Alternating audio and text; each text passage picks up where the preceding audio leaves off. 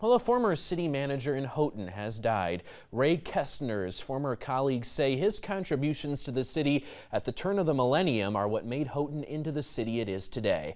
TV6 Houghton Hancock Bureau reporter Colin Jackson tells us how Kestner is remembered. Friends and colleagues are remembering former Houghton City Manager Ray Kestner, who died last week in Grand Haven at 91 years old. Born in Houghton in 1932, he'd be more difficult for the Republican proposal to pass through both the House and Senate.